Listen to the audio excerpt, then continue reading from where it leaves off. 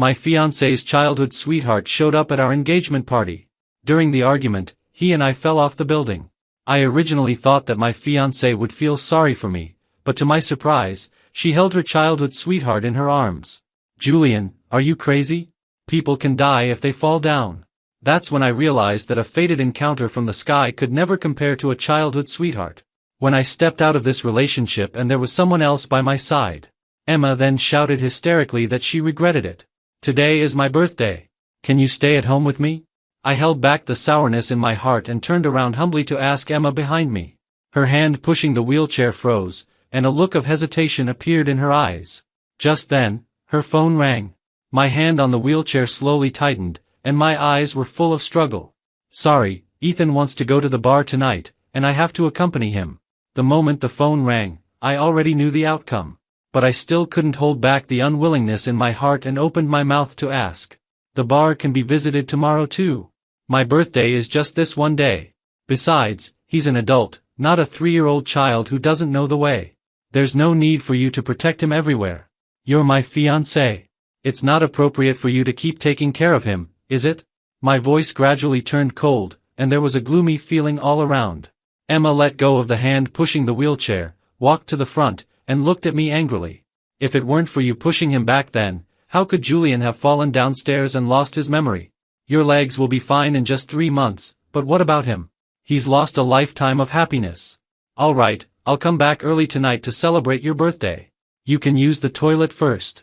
She impatiently helped me sit on the toilet, then turned around and went out to have a video call with Ethan. Listening to her soft and sweet voice, I was completely immersed in sadness.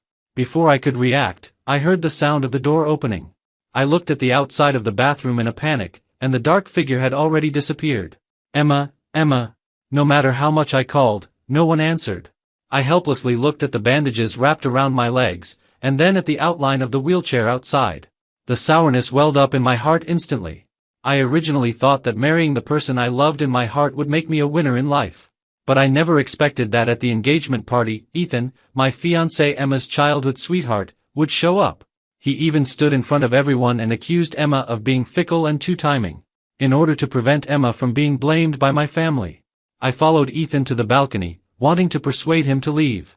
After all, the Emma family and the Ethan family were friends before, and we still needed to show some respect for the Emma family's face. But I didn't expect that just one sentence from him would ignite the anger in my heart. I directly punched him. Julian, the president of the prestigious Julian Group, is actually going to get engaged to a second-hand item. Aren't you ashamed? He sneered on his face, lifted my hand and placed it on his chest. Holding my arm with his right hand, he rolled his eyes at me and said, Julian, you're about to marry the love of my life, so just let me go. Don't push me. His voice sounded so loud in the entire silent banquet hall. I wasn't careful for a moment and was pulled down by him. The pain in my legs attacked my whole body. When I tried to struggle to get up, I saw Ethan giving me the middle finger. That's when I realized that this was a trap he set for me. But it was already too late. Emma, wearing a white dress, rushed out of the house anxiously. Looking at the tears on her face, I felt a pang of pain in my heart. Don't worry. It's okay. Just when I thought she was running straight towards me, she actually ran straight to Ethan's side. Her hands were trembling slightly, and the tears in her eyes fell even more quickly. She choked up and held Ethan in her arms. How are you? Where does it hurt? I'm fine, Emma. I really can't accept you marrying someone else. I'm sorry if I ruined your engagement ceremony. As soon as Ethan finished speaking, he fainted in Emma's arms. Emma nervously asked everyone to call an ambulance. My heart felt as if it was being pricked by countless needles, and I could hardly breathe. I even forgot about the swelling of my legs. I looked at Emma with a disappointed expression. Emma, I'm your fiancé. Enough, Julian. Do you know that pushing someone downstairs can kill them? I looked at this girl who had just gotten engaged to me in disbelief. Instead of caring about my body, she was accusing me. The numbness in my legs brought me back to my senses instantly. I looked at my legs helplessly, realizing that it was impossible for me to get up and go out on my own. I could only ask for help from others. I wanted to take out my phone and call my assistant. But I found that the phone in my hand was left on the wheelchair and I hadn't brought it back. I covered my face in despair, and my disappointment in Emma deepened further. I alleviated the sourness in my heart, tidied myself up, and slowly stood up while holding onto the toilet. but I fell to the ground in a sorry state after taking only 2 steps. My forehead hit the door frame, and the pain made my eyes instantly feel astringent. Why? She clearly knew that I couldn't walk on my legs, yet she left me alone in the bathroom. The signs that she didn't love me were obvious. But I didn't want to give up. I had chased her for a full 5 years, and I was finally on the verge of success. How could I be willing to let go of her hand? I fell in love with her when I was in college. Her lively and cheerful appearance really attracted me. The happiest moment for me was when she accepted my confession after I finished my tutoring work. But everything turned into a mess after Ethan showed up. Gradually, I realized that her feelings for me had changed. She was no longer that little girl who would snuggle up to me like a little bird and let me take her shopping. Obviously, Ethan and I were hospitalized on 2 adjacent floors. Emma had time to take care of Ethan, but she didn't have a single moment to come and see me. Even after we were discharged from the hospital, she treated our home like a hotel. She would leave early every morning and only come back after 12 o'clock at night. As long as I didn't ask, everything was fine. Once I opened my mouth, Emma would glare at me and accuse me. "Julian, you hurt Ethan. I'm atoning for your sins." Just thinking about this made my heart ache as if it was being torn apart. We had been together for 3 years, and I had never let her suffer any grievances. I helped her family's company go public, which increased her net worth. All of this was just to ensure that she wouldn't be looked down upon in my family and to pave a smooth road for her. She had almost become the envy of everyone. But now I actually felt that this relationship was making me exhausted. Perhaps when Ethan showed up, it was already telling me that a fated encounter from the sky couldn't compare to a childhood sweetheart. I crawled out of the bathroom bit by bit like a person without any dignity. It was only when I lay on the sofa that I realized that my eyes were filled with tears. When I was discharged from the hospital, I was going to go back to work. Emma appeared in front of me and looked at me with a look of pity. "Julian, since you're injured, just work from home. We just got engaged, and this way we can also have some time to cultivate our relationship." The resentment in my heart towards her for not coming to visit me in the hospital instantly dissipated. My mind was filled with her gentle and soft voice. I nodded unconsciously and agreed. But after I got home, things weren't as wonderful as I had imagined. On the first day, she really acted like a virtuous wife and good mother, cooking for me.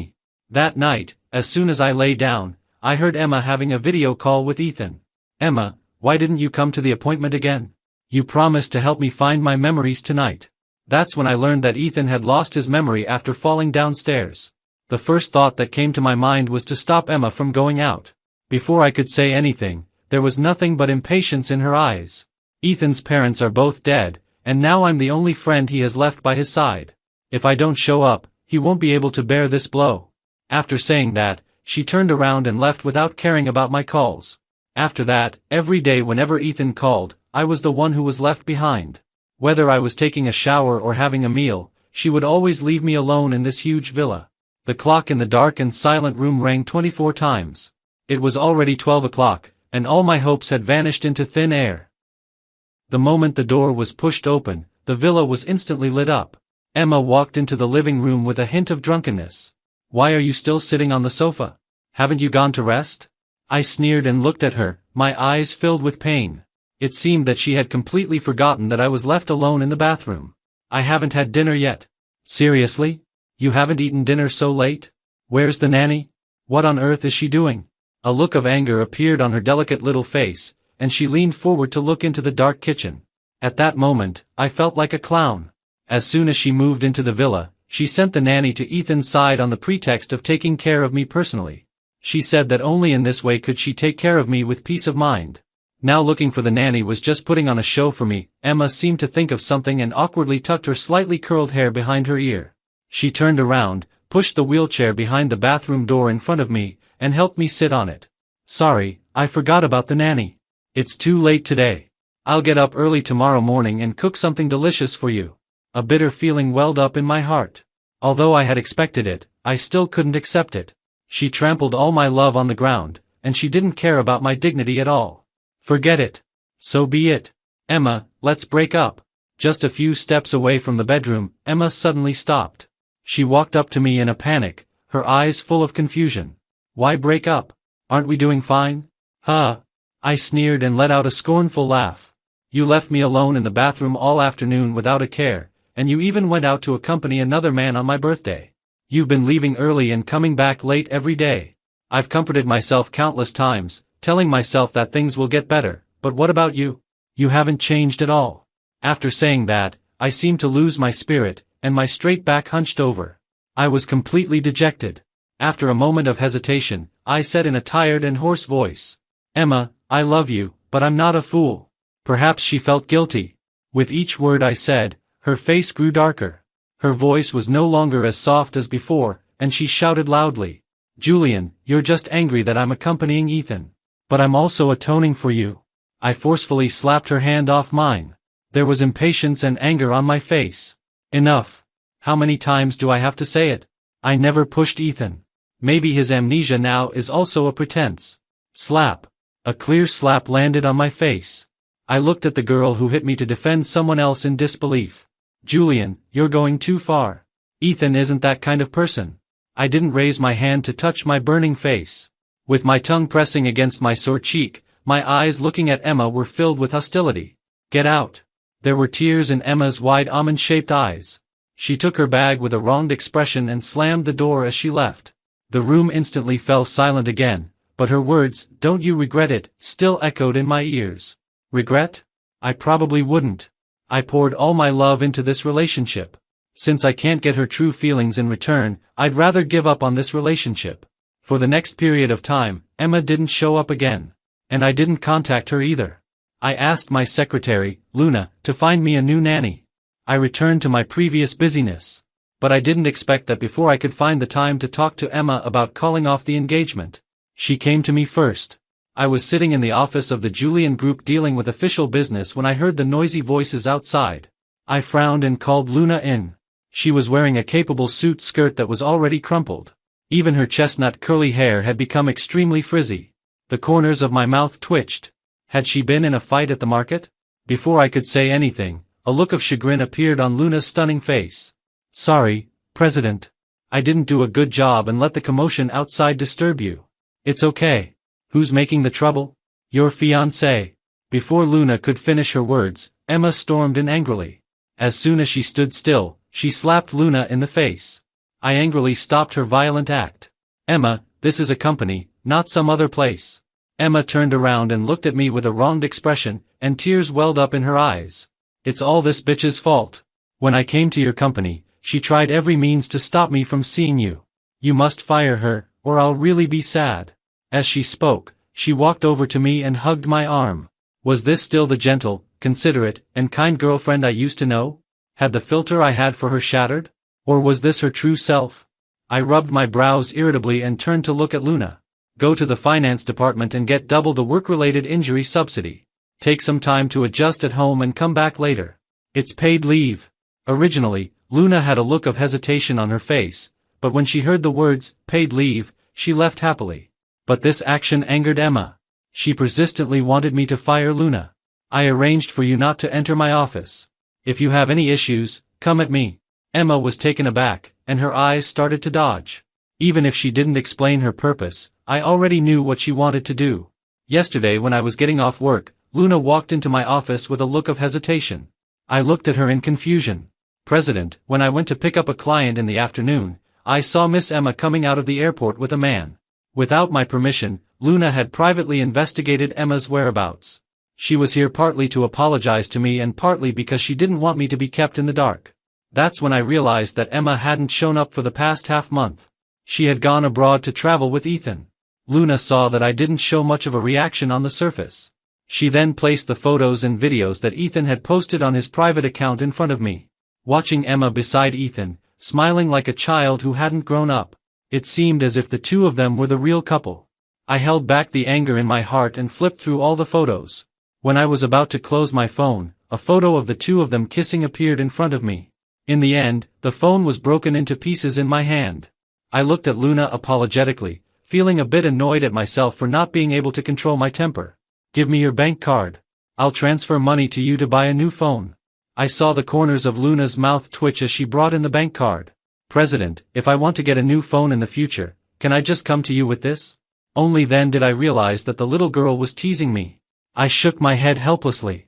After all, she was the first person who wasn't afraid of my status. After Luna left, I called the previous nanny. I told her not to go to work today and to go straight back to the villa. Although Emma had taken her away, I was still the one paying her salary. She clearly knew who she should listen to. Now that Emma had shown up, she probably wanted to get that top-notch nanny for Ethan. Since being with me, Emma's family thought they had married into a wealthy family. They had stopped giving Emma pocket money. And the money I had given her before had almost been spent during this period. Yesterday, I not only called the nanny back but also stopped the bank card transfer. Now she and Ethan were nothing but poor people with no money. Thinking about this, I actually became interested. Did Emma come to compromise or for Ethan's sake? Julian, why did you call the nanny back? Ethan still needs someone to take care of him now. I'm about to remove the cast soon. Hasn't he recovered his memory yet? I looked at her mockingly. So she didn't even know that the bank card transfer had been stopped. She only cared about giving Ethan the best. I hired the nanny. If Ethan wants someone, you can find one for him yourself. Julian, I'm telling you. If you don't let the nanny go back to Ethan today, we'll call off the engagement. My heart suddenly ached sharply at that moment. Perhaps because I had truly loved her, I still couldn't accept it when I heard her threaten me like this. I smiled bitterly and shook my head. Then I picked up my phone and called Emma's father. Under Emma's gaze, I officially informed Emma's father that I was calling off the engagement. There was only a flash of panic in her eyes, and she quickly regained her composure. Julian, you love me so much. You won't be willing to call off the engagement with me. I'm telling you, I'll only give you 3 days. If I still don't see the nanny, I will definitely leave you. With that, she slammed the door and left. I closed my eyes to relieve the heavy weight in my heart. I took a deep breath and then asked Luna to accompany me to the hospital to remove the cast. In the following few days, I was doing rehabilitation training. I learned from Luna that Emma's father had come to the company to look for me several times. He even called Emma in public and asked her to come back and apologize to me. Emma insisted that I loved her and wouldn't really call off the engagement. Hearing this, I let out a scornful laugh. She really was confident. To celebrate my recovery, my brothers had a gathering at the Golden Glow bar. As soon as I walked into the corridor, I heard a familiar male voice coming from the private room beside me. How could I possibly like her? It's just that I can see that her family's company is getting bigger and bigger, and there's profit to be made. I knew she liked me since junior high school. Now, I've just pretended to have amnesia and I've already got her wrapped around my finger. She still thinks I really like her. I glanced sideways into the room, just as I had expected. It was Ethan. He was wearing a high-end customized casual outfit, which was completely different from the cheap clothes he had worn when I first met him.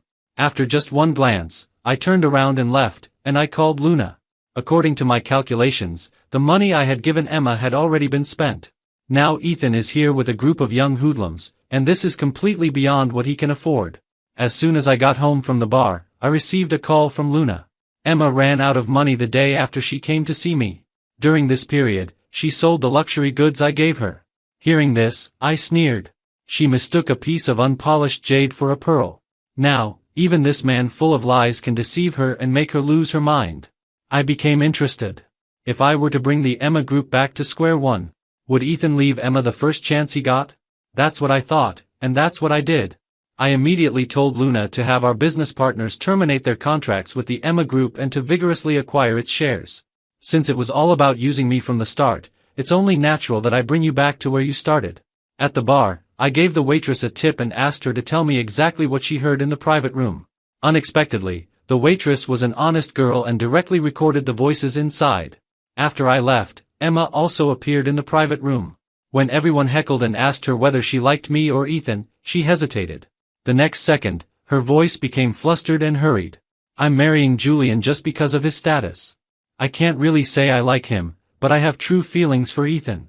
Hearing this, there was a moment of silence in the private room. None of them expected that the person I had truly protected for 3 years would stab me in the back.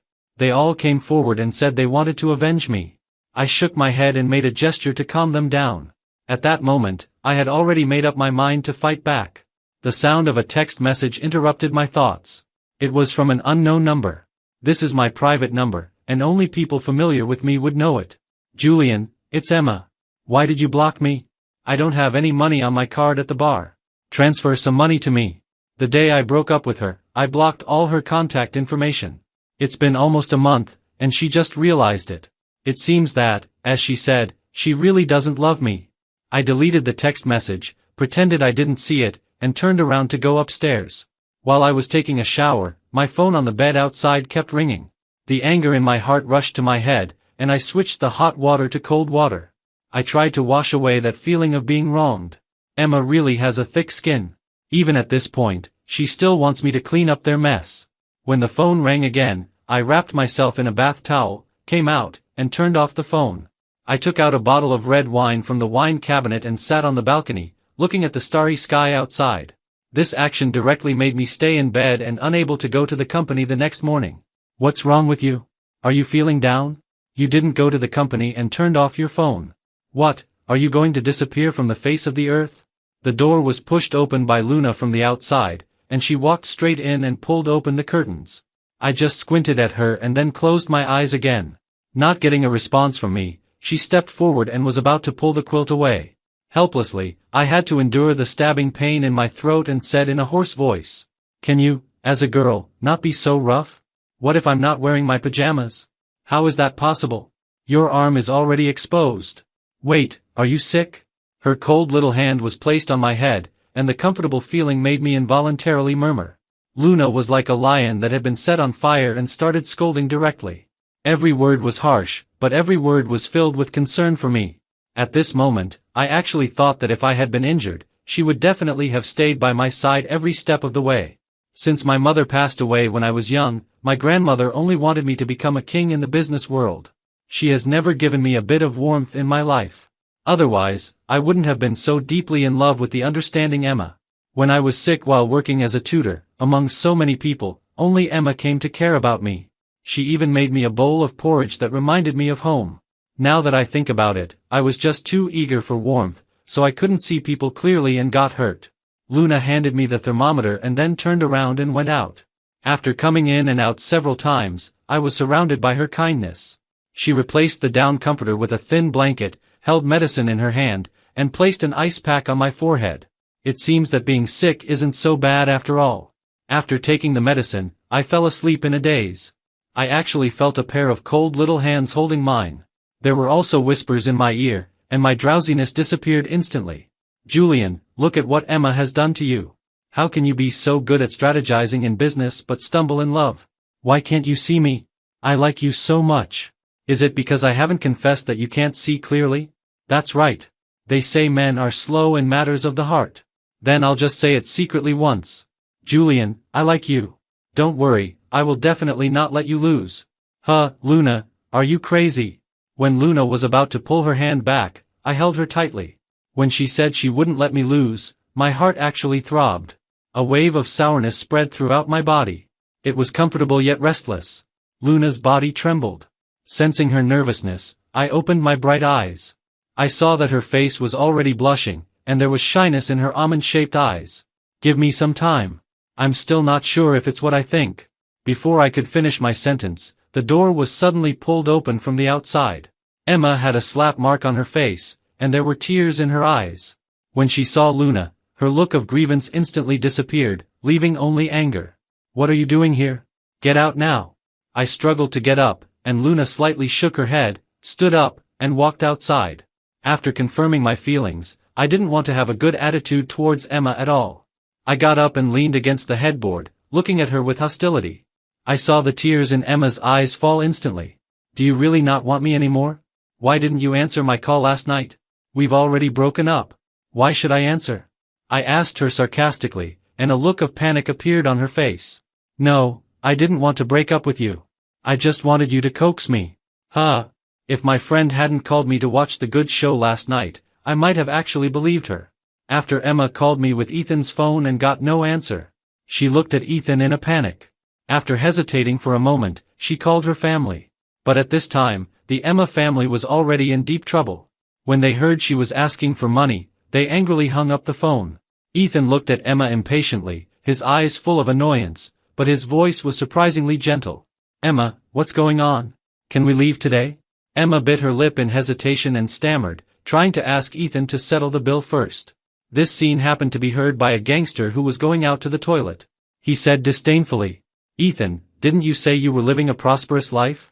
Why can't you even pay the bill now?" Hey, the two of you aren't thinking of making us pay for you, are you? The gangster's voice was loud and happened to be heard by the people in the room. In an instant, the people who had been calling each other brothers just now turned around and left. In the corridor, only the two of them were left looking at each other in dismay. Watching the two helpless people on the surveillance camera, the pent-up frustration in my heart dissipated a lot. I waved to the waitress to go up and settle the bill with the two of them. I wanted to see if the two of them would still be as harmonious as before in the face of a 5-figure bill. Soon, the figure of the waitress appeared on the surveillance screen. As soon as she took out the bill, Ethan made an excuse and tried to leave. But the waitress was waiting for him. When he turned around, the bill was right in front of him. Sir, your friend asked you to pay the bill. Pay what? Can't you see my girlfriend standing here? Ask her if you have anything. The man who was originally gentle suddenly changed his expression as if he was being threatened with a knife. The waitress didn't notice and just asked when he would pay. Ethan turned his gloomy face to look at Emma. Emma, you were the one who wanted to meet my friends today. You should pay this bill. Emma couldn't believe that the man would push her to the front at this moment. Her eyes started to shift restlessly. Maybe she was now thinking of my good points. After all, when she went out with me, she only needed to be happy, and I took care of everything else. Now that she was asked to bear this, she naturally couldn't accept it. The next second, tears rolled down Emma's eyes, and she looked at Ethan with a wronged expression. It's okay. I'll ask my friend to pay the bill. I looked at this scene sarcastically. Even at this point, Emma still chose to soothe Ethan. My dad said you've withdrawn all the company's orders. Aren't you afraid I'll be angry? Emma put her bag on the table and tried to snuggle into my arms. Seeing her actions, I quickly lifted the quilt and stood on the other side of the bed. You and I have no relationship now, so naturally I won't use my connections to maintain the Emma group. Oh, and the Julian group has already issued a statement that our engagement is null and void. You'd better not come here again in the future. When Emma heard my words, she stood there stunned. Her mouth moved back and forth, and it took a long time before she made a sound. Why? I just wanted to help you. Why are you abandoning me? She roared hysterically, her face full of disbelief. At this moment, perhaps even she didn't expect to question me with such a look of deep affection and despair. I turned on my phone and looked at the content on Weibo. She completely broke down. She moved her steps to come to me, but I stopped her. Since you like Ethan so much, I won't stop you. I'll make way for you too. No, he just lost his memory and needs me to stay with him. Just as her voice fell, the sound of a text message on my phone rang. I looked at the investigation content on it and the corners of my mouth curled into a smile. Patient, Ethan. Age, 28 years old. Cause of illness, fell from the second floor. Due to some buffering, there was a mild concussion and a fracture in the right arm. This was the diagnosis given by the attending doctor when he was discharged from the hospital. There was no symptom of amnesia, and his buffering was using me as a cushion. That's why I was injured more severely than him. When I knew he had amnesia at that time, I suspected that he was faking it. After hearing his conversation last night, I asked my assistant Daniel to go to the hospital at that time to conduct an investigation. I then discovered that the attending doctor at that time had accepted a red envelope from Ethan. When Emma asked, the doctor said he had amnesia. I placed the text message in front of Emma, and my voice was full of indifference. This is his real medical record. No, this can't be. Ethan won't lie to me. Emma held the phone and took 2 steps back with a pale face. Tears slowly fell to the ground. Seeing that she didn't believe it, I played the recording from last night. Hearing Ethan's voice, Emma slumped to the ground in despair. He said he liked me and that he wouldn't be happy in this life without me. I've been staying with him like this. Why did he lie to me? As she spoke, she stood up and ran towards the door. As soon as she went downstairs, she saw Luna and Ethan, who were like 2 tigers competing, neither giving in to the other. I looked at Luna in confusion and raised my eyebrows as a signal. From her blink, I knew this was arranged by her. I crossed my arms and leaned against the railing, watching the angry Emma rush towards Ethan. You didn't lose your memory. Why did you lie to me? Emma, how could I lie to you? What nonsense did someone say? Don't believe him. He just doesn't like me being in front of you. Before Ethan could finish, Emma placed the evidence she had just now in front of him. Ethan's face changed and turned pale. Then tears welled up in his eyes and slid down his face. Emma, I didn't mean to lie to you. I just wanted to be with you. Every word Ethan said was filled with the pain of his love not being accepted. At the most emotional part, he even wanted to kneel down and beg Emma not to be angry. Looking at his spineless appearance made me feel relieved of the anger I had felt during this period. Emma slapped him hard in the face, bit her lip, glanced at me, and then turned to leave. Ethan looked at Emma's departing back, and his eyes were scarily red. The look in his eyes when he looked at me was full of hatred. "Julian, you're already so rich. Why can't you just give Emma to me? Do you lack her family's company? You don't, right? But why did you shatter my last dream?" As he spoke, he stood up and pounced towards me. His fist came towards my face fiercely, but before it reached me, Luna stretched out her foot and tripped him to the ground. Luna laughed when she saw his embarrassed appearance. He thought that by getting Emma, he could live a superior life. Unfortunately, his dream is about to be shattered. Didn't you see the slap mark on her face just now? That's because she angered her family by breaking off the engagement with Julian. But she stupidly thought that as long as she protected you, you wouldn't be wronged. After clicking her tongue twice, Luna informed Ethan that the Emma family was going bankrupt. He was as dejected as I was when I had just been engaged. Now that I saw the two of them breaking up, all the previous haze had dissipated. Next, as long as the Emma family went bankrupt, I would have no more connections with Emma. I was the decision-maker but stumbled in love. Then I must get back the interest for this. The day after Emma left, Emma's father came to my house with a gift box. Luna refused to let him in on the grounds that I was not feeling well. On the third day, I already held 45% of the shares of the Emma Group in my hands. Emma's father and Emma stood in the pouring rain, begging me to come out and meet them. I coldly watched the two of them in the rain, feeling an indescribable sense of pleasure in my heart. I gave my sincere love to someone unworthy, so you all should accept this outcome. When I turned around to take a look at the little girl in the bed, Emma saw my figure and shouted at me. "Julian, I was wrong. I really didn't expect Ethan to lie to me. Give me a chance, okay? You won't abandon me, right?" Her voice was extremely choked up, and even though it was raining heavily, it couldn't drown out her voice. I sneered and walked towards the bedroom. Looking at Luna lying in the bed, I helplessly shook my head. This girl is really too bold. She kept pouring alcohol on me last night. Taking advantage of my drunkenness, she kissed me on the lips, and with just that one action, all the throbbing in my heart was stirred up. The ambiguous sounds echoed in the rain all night. I tucked the quilt around her and stood up, walking outside. When I woke up in the morning, I received a text message from Ethan asking to meet me. As soon as I walked out of the villa door, I saw Emma's father slap Emma in the face. "Useless thing. I told you to hold on to Julian, but you actually cheated on him." I didn't want to pay attention to them and directly drove past them. The muddy water splashed all over the two of them, making them look extremely embarrassed. Emma's father was so angry that his face turned red, but he didn't dare to say a word. Looking at the two of them in the rearview mirror, the corners of my mouth curled into a wicked smile. I drove to the address Ethan sent. As soon as I entered, I saw him sitting there with messy hair. Emma and I used to be in a relationship, but Emma's father gave me money to leave her. My eyes narrowed, and I took out a cigarette from my pocket. Before, Emma told me that they were childhood sweethearts and didn't mention that they had once been in a relationship. No wonder Ethan said those things at the engagement party before. I put the cigarette in my mouth, lit it, and exhaled a puff of smoke without responding to his words.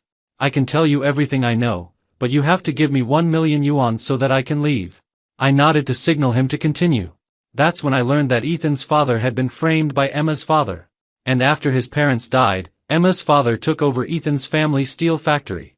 When he was in college, he learned about the situation of that year from the then manager. He wanted to avenge his parents, so he thought of falling in love with Emma. At that time, he planned to get the Emma Group into his own hands.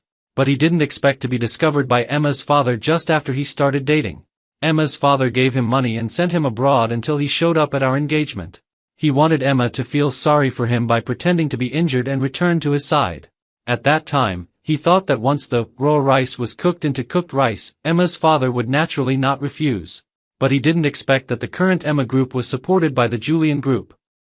That's why he did all kinds of things to try to break up our marriage. And Emma being with me was just a trap set by Emma's father. He knew that I was Emma's tutor, so he forced Emma to seduce me. At that time, once the Emma Group was on the right track, he would tell her Ethan's whereabouts. Emma acted in front of me again and again for Ethan. Perhaps she didn't even know what was real and what was fake anymore. But now they are reaping what they sowed, and it can be considered their retribution. After learning that the relationship between Emma and me was just a calculation, I vigorously suppressed the enterprises of the Emma Group. I even directly handed over the evidence of their tax evasion to the court. All of a sudden, the people of the Emma family were like rats on the street, being shouted at and chased by everyone. I looked at their ending with a sense of relief, and the pent-up frustration in my heart had long since dissipated. On my side, I started preparing for the engagement ceremony. The news that the president of the Julian Group was engaged twice in a year quickly made it to the headlines. Originally, I didn't want the media to know, but Emma had something that Luna didn't. Such differential treatment would make Luna sad. And this was a result I didn't want to see. I designed the venue myself and even made the wedding dress for Luna with my own hands. After all, the person in charge of the Julian Group was an all-around president who could do everything. I stood on the engagement ceremony stage, waiting for Luna to appear. In the blink of an eye, I saw her appear in front of me wearing a white wedding dress. She was more exquisitely charming than ever today. Her slightly curled hair was coiled at the back of her head. Her thin lips were painted with bright red lip gloss, which made her look both domineering and charming. I held the flowers in my hand and walked towards her. But in just a minute, Emma, looking dirty and disheveled, stood behind Luna. She grabbed Luna's arm with one hand and held a fruit knife against her own neck with the other.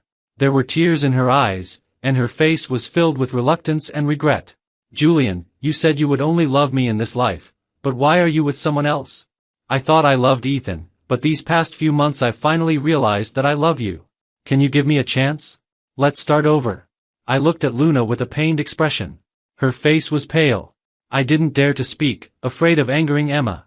The situation in front of me made my heart in a mess, and I didn't know how to solve this dilemma. "Why aren't you speaking?